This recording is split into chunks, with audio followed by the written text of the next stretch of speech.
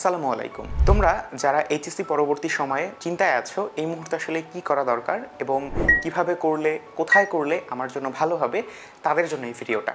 বিশেষ করে আমরা বেশ কিছু দল বা উপদলে বিভক্ত করেছি যারা এই মুহূর্তে চিন্তায় আছো। তার মধ্যে একদম প্রথম যে দলটা আছো তারা হচ্ছে তোমার পরীক্ষা আশানুরূপ হয়নি, যে কারণে তোমরা জিপিএ নিয়ে চিন্তিত। অর্থাৎ পরীক্ষা আশানুরূপ না হওয়ায় আমাদের বেশ কিছু শিক্ষার্থী জিপিএ নিয়ে চিন্তিত যে আমি আসলে জিপিএ আমার কতটা ভালো হবে কতটা খারাপ হবে, এবং এর প্রেক্ষিতেই যেহেতু বিভিন্ন বিশ্ববিদ্যালয়ে মেডিকেল বা অন্যান্য জায়গায় ভর্তি পরীক্ষা দিতে হবে, এই কারণে তারা কিন্তু এটা নিয়ে বেশ খানিকটা চিন্তিত।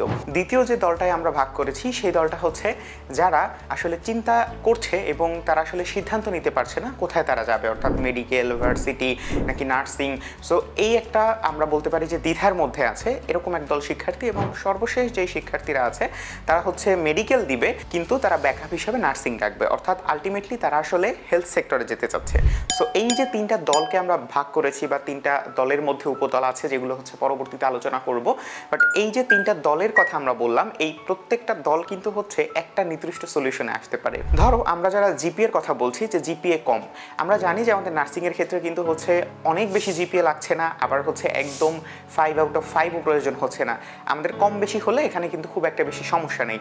উপরন্তু আমরা যেটা বলতে পারি যে এখানে কিন্তু আমাদের জিপিএ কে হচ্ছে আমাদের কত দিয়ে গুণ করা হয়, 5 দিয়ে গুণ করা হয়। 5 × 5 25, 5 × 5 25।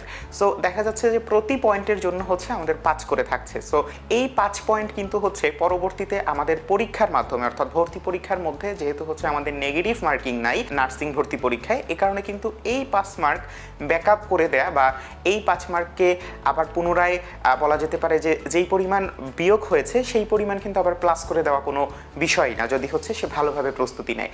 তার মানে যারা জিপিএ নিয়ে চিন্তিত আছো, ধরো তোমার জিপিএ এসএসসিতে হচ্ছে 4, আবার এইচএসসিতেও হয়তো বা আল্লাহ না করুক তুমি হচ্ছে 4ই পেলা, রাইট? অবশ্যই তোমার পরীক্ষাটা ভালো হয়েছে, তুমি আরও বেশি আশা করছো, বাট এই মুহূর্তে যদি চিন্তা করি যে তার আসলে কত পয়েন্ট আছে, তার কিন্তু হচ্ছে এই মুহূর্তে 40 পয়েন্ট আছে, কারণ 4 × 5 হচ্ছে 20, আবার 4 × 5 × 20।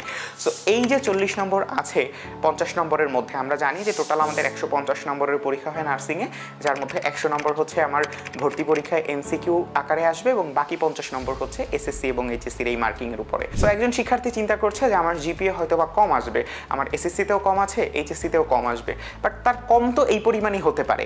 সো এই মুহূর্তে একটু যদি চিন্তা করি যে একজন শিক্ষার্থী যে আমাদের প্রথম হয় তার আসলে মার্ক কত থাকে, 80 বা 85 বা হচ্ছে সর্বোচ্চ 90। সো ওই শিক্ষার্থী যদি 80ও পায় তাও কিন্তু হচ্ছে তার 10 মাইনাস হয়ে 70 থাকছে, অথবা সে যদি 75ও পায় তাও কিন্তু তার কাছে 65 নম্বর থাকছে। সো এই মুহূর্তটা যদি আমরা চিন্তা করি যে একজন ডিপ্লোমা শিক্ষার্থী যার হচ্ছে এসএসসি 4 এইচএসসিও 4, তার কাছে আমাদের জিপিএর নাম্বার আছে 40 এবং সে তার ভর্তি পরীক্ষায় নাম্বার পেল হচ্ছে কত 75 অথবা হচ্ছে 77, তাহলে সেখান থেকে মাইনাস হয়ে গেল 10, তার কাছে থাকলো কত 77 + 40 ইকুয়াল হচ্ছে কত 1, দেন হচ্ছে 107 বা হচ্ছে 107 নম্বর তার কাছে কিন্তু এখন আছে। সো এই যে 107 নম্বর, এই 107 নম্বরে কিন্তু বিগত বছরগুলোতে চান্স হয়ে গিয়েছে এবং আমরা জানি যে প্রতি বছর কিন্তু এটা ভ্যারি করে, প্রতি বছর হচ্ছে 105-এ, 107-এ কিংবা 103-এ, 102-এও হচ্ছে চান্স হয়। তার মানে তার কিন্তু এখন কোনো কিছু না ভেবে নার্সিংয়ের প্রতি জোর দেওয়া উচিত, কারণ তার কাছে দুইটা অপশন আছে। একটা হচ্ছে সে জিপিএ কম থাকা সত্ত্বেও তার আসলে খুব বেশি পরিমাণে মাইনাস হচ্ছে না, রিডিউস হচ্ছে না, দ্বিতীয়ত তার নার্সিং ভর্তি পরীক্ষায় কোনো নেগেটিভ মার্কিং নাই। এই দুইটা কারণে আমরা যারা হচ্ছে জিপিএ নিয়ে চিন্তা করছি যে জিপিএ খুব কম আসতে পারে, খুব ভালো নাও আসতে পারে, তাদের জন্য কিন্তু নার্সিং একটা বেস্ট সলিউশন। আমরা দ্বিতীয় এবং তৃতীয় যারা আছো তাদের জন্য ভিডিও দিব, ততক্ষণ পর্যন্ত অপেক্ষা করো। আসসালামু আলাইকুম।